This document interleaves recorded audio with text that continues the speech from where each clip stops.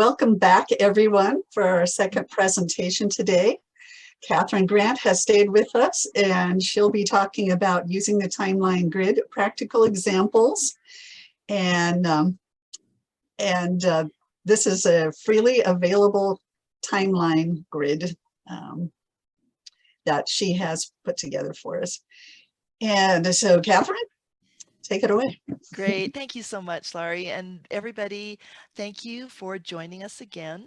Let me just share my screen here real quick.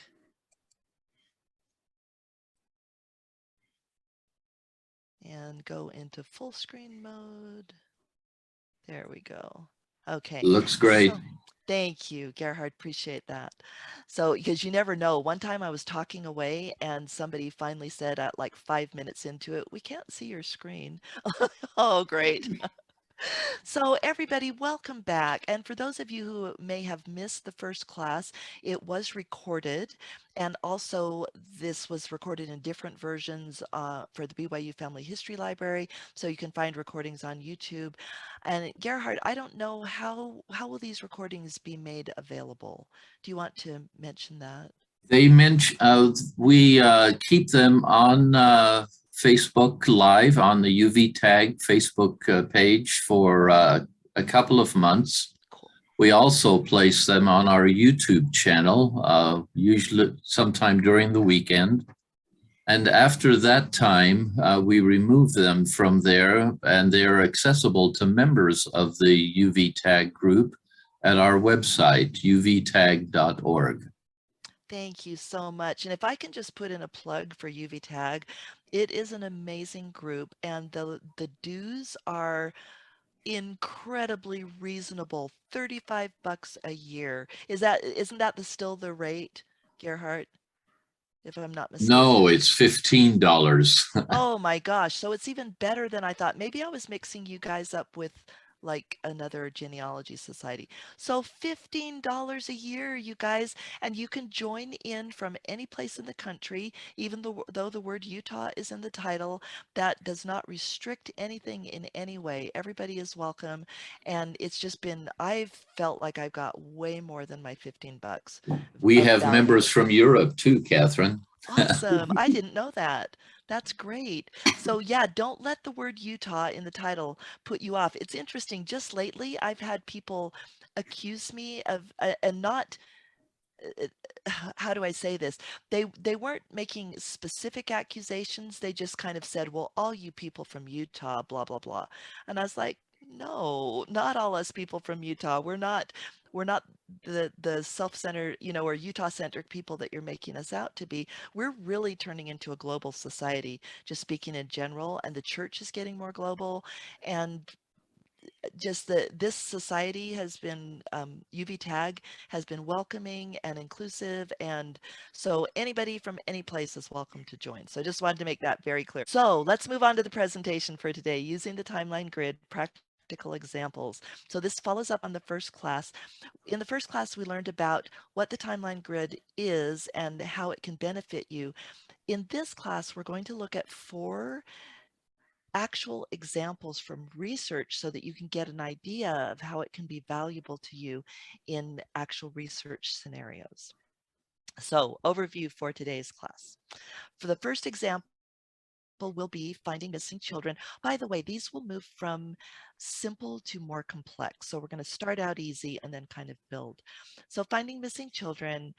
Example 2, getting Edward's family right. I will highlight a mistake that I made that the timeline grid helped me figure out. Then example 3 is what happened to Anne Maria. And then finally, we'll have an example of undoing a mess on Family Search. So example 1, finding missing children. The timeline grid is wonderful for finding missing children because not only can you see gaps between children, but if you happen to be researching in one of the censuses, such as the England 1911 or the US 1900 or 1910, in those censuses, they asked women how many children they had had and how many were still living.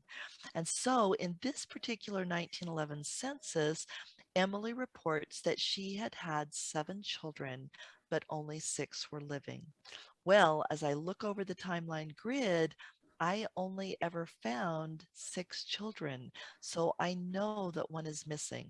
So the first thing I wanted to do was kind of look at where there might be gaps, where a child could fit. So Emily and Matthew were married late in 1891, but their first child, their first known child, isn't recorded until 1894. But there are some other gaps too. So you'll notice we've got this first gap right here. Then we've got a gap between Amelia and Emily, 95 to 99. A child could fit there. Then another gap between Emily and Florence from 99 to 1906. So what the benefit of this is it helps me narrow my research. So I don't just have to broadly search every place, but I know that these are the most likely years where I'm going to find this missing child. So I can start there. And then if I don't find the child there, then I can expand my search. But I started at the top, and lo and behold, it was their first child that died, and this just touched my heart, you guys.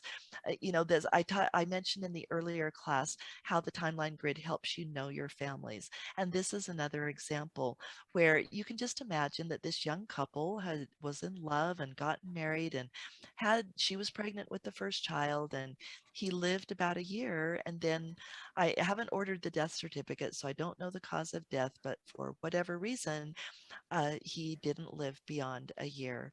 And you can just imagine what that family was going through. And I felt such love and such empathy for them as I saw what they had gone through, and also such joy in finding this missing child and knowing that I could now make this family complete. So that's an example, a very simple example of how the timeline grid can be used to find missing members of a family. Okay, the next one where I had made a mistake that the timeline grid helped me figure out. So here we go. I was working on the family of William Stuffin and Anne Raines. Or excuse me, those are the parents. I apologize. I was working on the family of Edward Stuffin and Mary A. And at this point, I did not know her maiden surname. I had just found them in the census. So we see here Edward, there he's 27 at this time. He's a railway porter, so he's working with the up and coming railway, which was a relatively new technology at that time. And then his wife Mary is here. That she's the same age. She's from Lincolnshire. Oh, and I wanted to point out that he was from a really unique place. I'm not sure I'm saying this right. I'm going to guess that it's Wyham, but it's just a little parish in Lincolnshire, unique place, not a very big population. So I found them in the 1891, and now, of course, I wanted to keep finding them in other areas. And I thought my gut feeling was that the A in Mary A stood for Mary Ann. I just thought that's probably what it is. So, and yes, it was an assumption, and it actually we all know that assumptions can lead to problems, and it kind of did in this case. So I found the family in the 1901 census. It was Edward. He was the right age. He was still with the railway, and he had the right parish. So I felt comfortable that it was him. His wife's name was Annie, but that didn't bug me too much because I had already thought that Mary's middle name was Anne. And I'd had other families in censuses that switched between their first name and their middle name. So I just wrote down Annie and thought, okay, her age is a little bit off, but not going to worry about that too much. And there's the kids. And this was like back when I was still learning to do research. So I just put it down and thought, okay, that's good. And then I found them in the 1911 census. Oops. Probably some of you already saw the problem that I did not initially see, but the 1911 census really called it out for me. It said that Annie and Edward had only been married 12 years. And so at this time, they would have only been married 2 years, which means that Annie cannot possibly be the same person as Mary A, regardless of my theory about her middle name. Well, the other thing that should have tipped me off was the birthplace. You know, I had noticed and I had rationalized the age. Well, sometimes people, women especially, lie in the census about their age. But The birthplace is a pretty big red flag as well, that this is not the same person. So taken together, we've got a different name, a different age, a different birthplace, and then the evidence in the 1911 says that these two women cannot possibly be the same. So what I do on the timeline grid when somebody has multiple spouses is I will do a row for each spouse. So I created a new row for Annie, and I left Mary there, and then I marked her deceased by this time in the census, and I put Annie on her own row and moved the information so that it was there for her. Then just to be, because the point of this is to show how to use the timeline grid, not to show the details of research, I will just tell you that I used the children's birth registrations to find out the mother's maiden surnames. In England at this time, the birth registrations that are available will give you the mother's maiden surname. So I discovered that Mary A, I still don't know her middle name, it might be Anne, but I don't know. Her maiden surname is Pickering, and Annie's full maiden name is Annie Williamson. So the timeline grid helped me avoid getting kids with the wrong family in family search, and prompted me to find these mothers' maiden names and to know that these two women were two completely separate people. Okay, on to the next slightly more difficult example. What happened to Anne Maria? So I was searching again on my stuff and family, and there was a whole family here. Sorry, you guys, but in the interest of space for this illustration, I'm just going to put in Anna Maria's. And for those of you who have watched My Fair Lady or other British shows, you know that in certain accents in England, they will put an H where it really wouldn't be written, or they will take away an H where it is really written. So they'll go back and forth. So the fact that this says Hannah Maria, but we've got Anne Maria, is not a huge difference, especially with certain accents in England. So I've got Hannah Maria, or Anna Maria. She's 6 years old, and she's from the little parish of Colby in Lincolnshire. And that's all I knew about her. I could not find her beyond this census, and I wanted to. So I couldn't even find like the 71. I couldn't find any evidence of a marriage. And so in desperation, I thought, I'm just going to search for the first name and no last name and the right age and tiny little Colby, Lincolnshire. Because if I find another Anna Maria or Anne Maria or Hannah Maria that's born in Colby and is the right age, there's a decent chance that it's her. Not a guarantee, but at least it would be a clue to start looking. Well, guess what I found?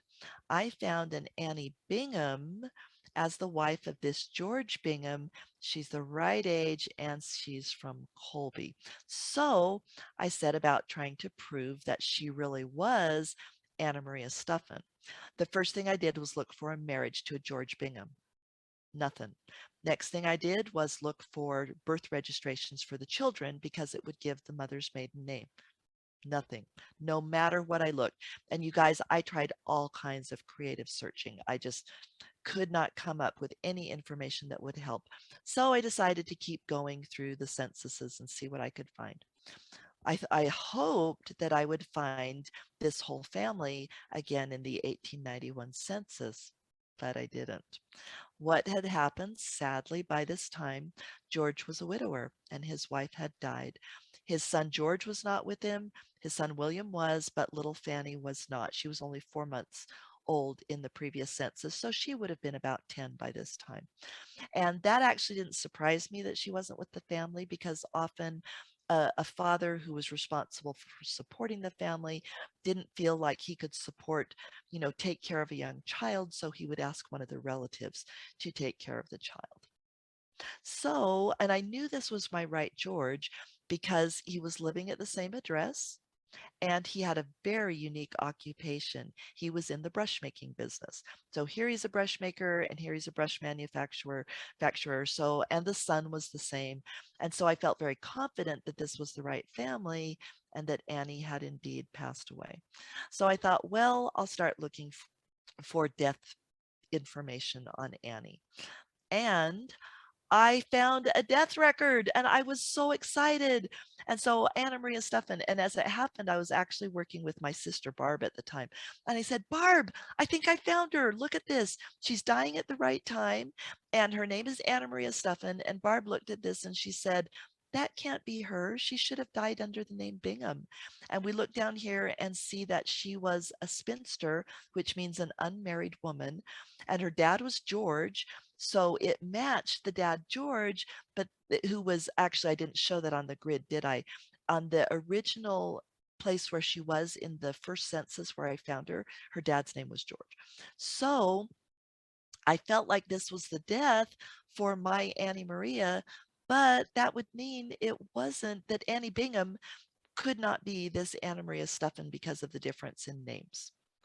But did anybody look at this and see a reason why we finally figured out that it actually was our Annie's death information? This was actually a probate record. If you said the address, you were absolutely right. So interestingly here, her father is the informant, not George Bingham, and the death information states that she is a spinster and that the probate was granted to the dad, and he's the father and the next of kin. So they didn't even list the husband as the next of kin. So what that said to me, having children out of wedlock and having a common law marriage at that time was, it was somewhat of a stigma. And so I thought, I wonder if this is a common law marriage, and that's why she's living with the guy in the census, but I couldn't find the kids, and I couldn't find the marriage, and the dad had the legal right and probably the emotional motivation to be the one in charge of reporting her death and making sure that her probate was, I mean, it wasn't a huge probate, but just making sure that everything was done according to his wishes, since technically she may not have been married. So that was my new theory. And I started looking, and guess what I discovered? I discovered that there was no marriage for George and Annie. I discovered that Fanny was living with Anna Maria's sister. And that was, for me, that was definite proof. She was listed as a niece and living with Anna Maria's sister after Anna Maria died. So I thought, yep, this is my Anna Maria. She had a common law marriage, and these kids were probably registered under her maiden name, because if a woman was not married, then the births that were registered to the government were registered under her maiden name. And lo and behold, that's what we found out. We found George Bingham. She used the dad's surname as the middle name, but the legal last name was Steffen. So George Steffen, William Bingham Steffen, and Fanny Bingham Steffen. So that is how the timeline grid helped me solve the mystery of what happened to Hannah Maria. Okay, the last and most challenging situation, probably many of us have run across tangles in family tree. And I'm not talking about like a date that's off by a year or a misspelling.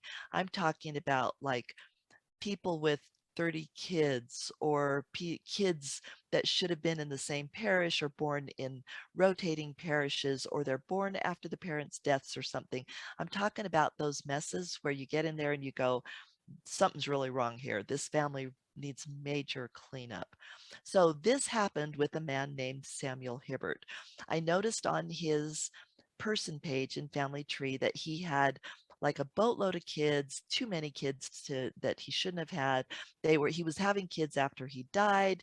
The wife's information was kind of munged. And so I got into the change log, and I know this is really small, but the only thing that you need to see from this illustration is he had all these merges.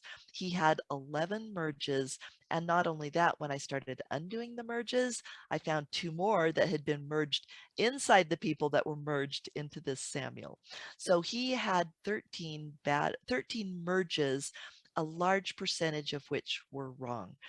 Most of them were for a man named Samuel married to a woman named Elizabeth, which for those of you who have done English research know that that was not uncommon at all in England during the 1800s. There were lots of people named Elizabeth. They named a lot of children after kings and queens. So you had a lot of Georges, Johns, and Williams, or Elizabeths and Marys. And so I suspected that the people who had done these merges had assumed that any Samuel married to Elizabeth was the same person, but they weren't. There were also a lot of conflicts between residences, between sources, between the names and ages of the children, and it was just very obvious that these Samuels were not all the same person. So, timeline grid to the rescue. One of the Samuels had a son named Ellis. And I thought, okay, that's unusual for England at that time. It's not John William or Harry or whatever. So I'll bet that if I look up Ellis, he's going to be unique enough that I'll find him in the census and I can build a grid and be confident of at least one of the families, the family who has a son named Ellis. So that's what I did. I went through and found the family as much as I could in the timeline grid. Let's look at how the timeline grid helped me establish the identity of this family. So first of all, look at Samuel's birthplace. It's not consistent, but I did some Googling and found out that Stockport actually crossed the boundaries of Lancashire and Cheshire, and that Heaton Norris was part of Stockport. And his occupation was consistent, the family was consistent. So despite the difference in birthplace, they were all close together. And so I felt confident that, okay, he's from the Stockport area, whether it's the Lancashire side or the Cheshire side, but we've got the same guy here and he's from the same area. His occupation, he was a wheelwright and worked in the wagon business. So that helped me say, okay, this one Samuel Hibbert is the guy that was born in this place, born at this time, and had this occupation. He had a wife, Elizabeth, who was from Bury, Lancashire, born about 1828, which was different from the other 4 or 5 Elizabeths that had been merged.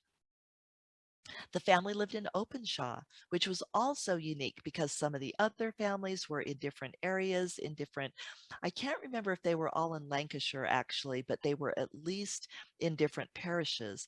And so this family very clearly, they were enumerated in Openshaw, the kids were born in Openshaw. So I felt like by filling out the timeline grid, I had really established the identity of this family, where they lived, who the parents were. Oh, and I used the kids' birth registrations to find the mother's maiden name. So this Samuel Hibbert married a woman named Elizabeth Coakley. They had these children as noted in the census and as confirmed by civil birth registrations that are noted here in the first column. So this family has been well established. I now know that in Family Tree, I can pull this family out of that big mess into their own family and that it will be correct. So I did the same thing with the next family. And don't worry, we're not going to go through all 13. We're just going to go through one more to see how you can use the timeline grid to distinguish families. So in the next one, oh, I forgot I had this screen. So I wanted to just make a little summary of the first Samuel Hibbert. We'll call him Samuel Hibbert number 1. Born this time in Stockport, this occupation, this wife, this residence, these kids. So now let's go on to the next one. Then I looked for, I just started tracing this other one. The names were more common, but the family was always from Gorton. And so I started tracing in the census all the family that was from Gorton that had Samuel and Elizabeth and so forth. It was a little bit muddied because this guy married a second time and his wife was Elizabeth too. So not only did we have a boatload of Samuels marrying Elizabeths, but we had this Samuel that married 2 Elizabeths. But thanks to the timeline grid, I was able to sort that all out. So we just followed Samuel through the census. He's got daughter Elizabeth, daughter Sarah, daughter Elizabeth again, and so forth. I don't think these are all the kids. I think that they kept going down the page, but this is as much as would fit. So let's look again at the things that the timeline grid helps us establish as commonalities. So, I just did want to point out the guy's name really was written as John here, but because everything else lined up, including where they were living and the wife and everything and the children, I really do think this is the right family. And the enumerator either got confused because in these early censuses, the enumerators often just, they knew everybody and they, would walk around the parish or whatever and write down people. And maybe Samuel had a brother named John and he accidentally wrote John here or something. But because everything else fit, I felt that that was a mistake and this really was our Samuel, or maybe his middle name was John or something. But I suffice it to say everything else lined up and I felt that this was really our guy. So he's always born in Gorton. He's always born about 1826. His occupation was a little bit different. He started as a tanner, then a carter, but then he got into ironworking. And again, a lot of times the different occupation, it doesn't disprove that it's the same guy, but it's at least something to consider. And so, but again, because everything else lined up, I did feel that they were the same family, and he probably just had challenges. Maybe he got laid off, or maybe he didn't like what he was doing, or maybe the carter was related to, carrying stuff for ironworks. And so it really was related, and I didn't realize that. Anyway, I looked at the occupation, and in light of everything else, I felt pretty good that it was still our guy. And then his wife, she's always from Gorton. She's her age. There was a little weirdness there on the age, but the children's birth registrations confirmed that her maiden name was Kay. And so I felt really comfortable about that. Then we've got the other wife, the second wife, she's always from Bredbury, Cheshire. The children are always born in Gorton. The family always lives in Gorton. So you can see here that when we compare this to the other Samuel, it's very, very clear that the two families are not the same and should not have been merged. We've got different birth year, different birthplace, different occupation, different wives, different residences, and different children. So I made a timeline grid actually for each of the Samuels that were wrongly merged together. And I'm still, if you go out and look at this right now, you will see that it's not completely cleaned up yet. I'm still in the process of cleaning up because with 13 bad merges, it was a huge mess. But at least we're starting to get this cleaned up and getting the families into their right family groups. So those are all the examples. This actually took a little less time than I was expected. And so you can have part of your time back actually this morning. Just again,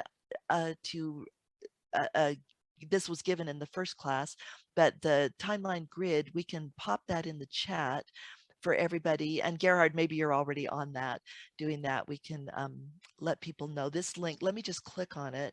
And it takes us over to a website where you can get both information on how to use the timeline grid, instructions for downloading the templates, and then here are all the templates that are available. We've got them for the US, for the UK, and for Canada. And if people have requests for others, please let me know and we can add those as well. So that brings us to the end of the presentation. And does anybody have any questions or comments? Kathryn, yeah. Thanks for reposting that link. In Zoom, everybody has already got it. We have our 11 people there, and I've reposted it over on the Facebook side. Awesome. So people can click on it. Perfect. The other comment that I had was I noted a small problem with your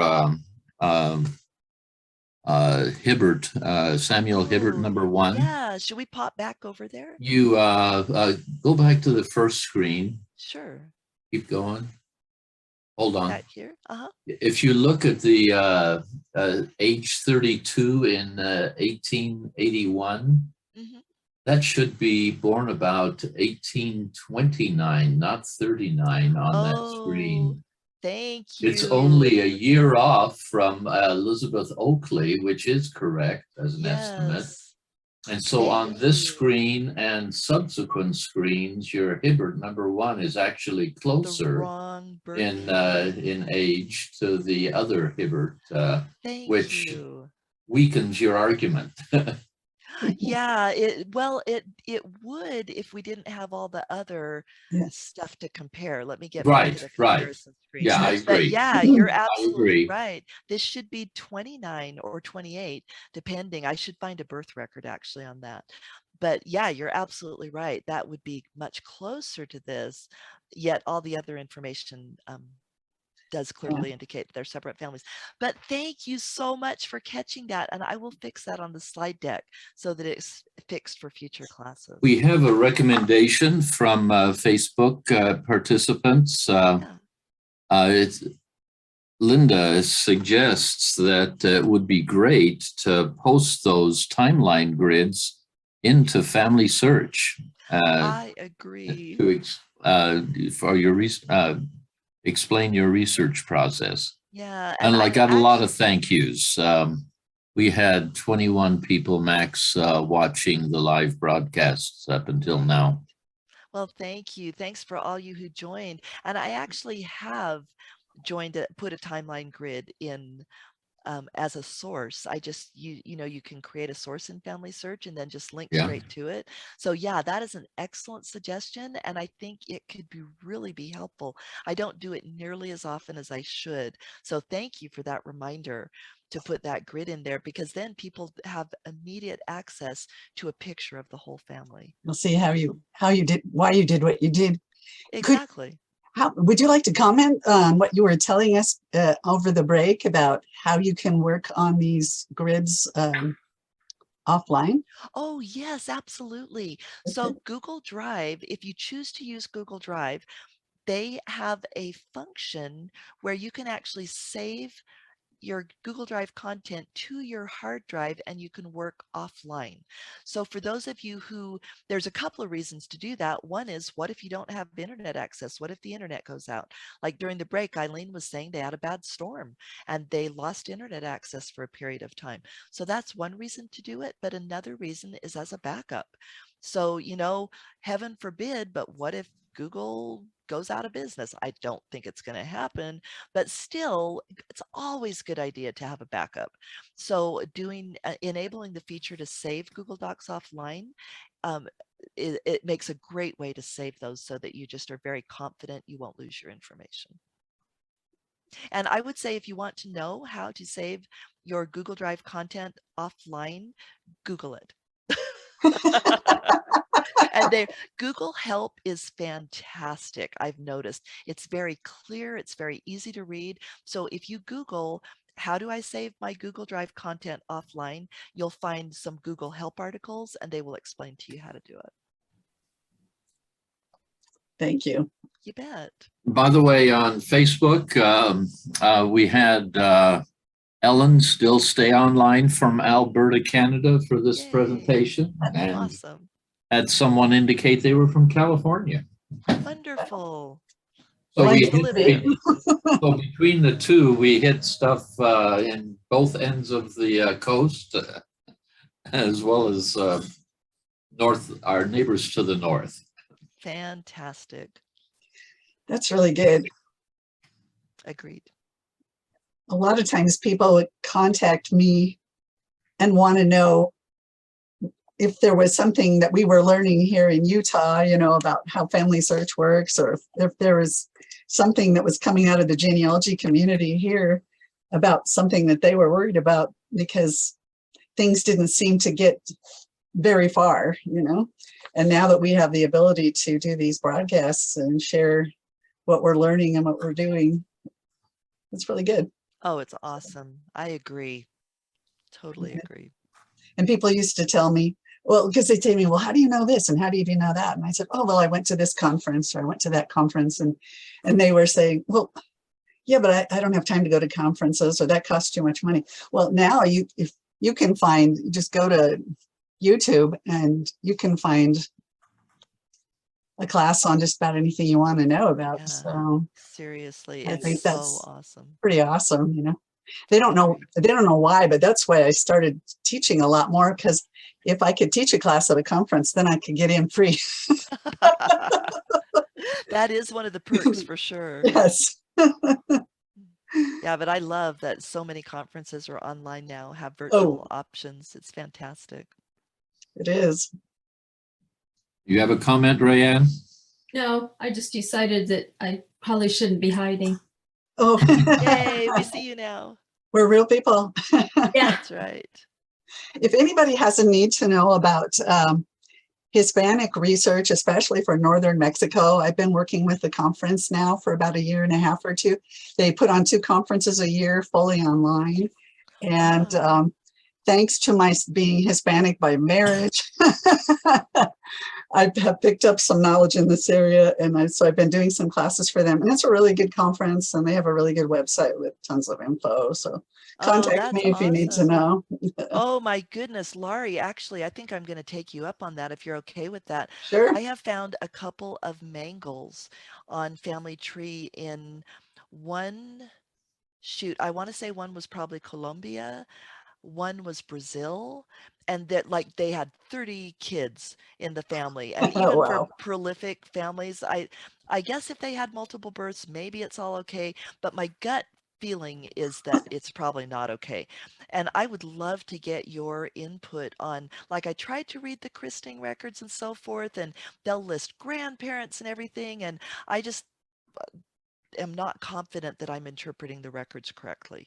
So yeah, I would love to get your inputs on that sometime And we if you have could time. engage Jerry on that too, because he's actually bilingual. And Oh, interestingly enough, when he started doing research, though, he thought he was going to be fine without my help. But it turned out I had to help him learn the old handwriting. Like, I don't really speak Spanish, but when I'd tell him what all the letters were, and then he recognized the words because of his background in Spanish. And so, oh, so between the two wow. of us, we And could team probably effort. cover it. Great Yeah, team. it Yeah, works. It works. that's fantastic. Yeah, be glad to help you. So, Awesome. Thank you.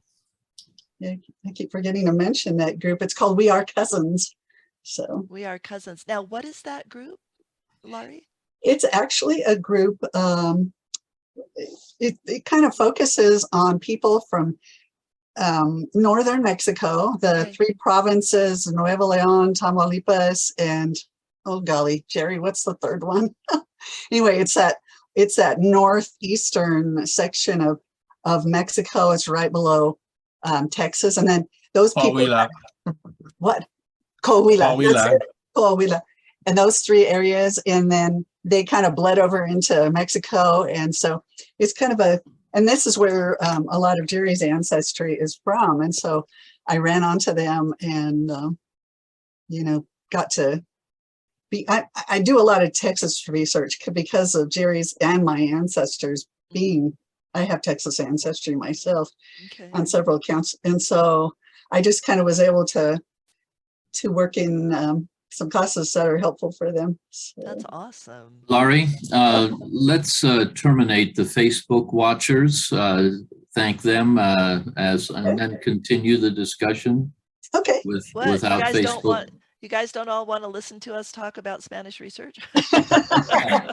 Well, just know that for those who are watching on Facebook and whatnot, you can leave us questions, I think, on Facebook, and I'm planning to do some Q&A videos, and so what I need is your questions. And if I don't know an answer to it, we'll find somebody that does, and we'll record answers, and we'll try to start putting those up on our YouTube channel. It's something we've really been wanting to do. So we need to know what you need to know. And that was also in our newsletter this time. If there is a topic that you're interested in hearing about, either in our newsletter or with a speaker, or if there's some kind of a question you have that we can come up with an answer to, a short video on our YouTube, just let us know. That's what we like to do. We want to do what will be helpful for you.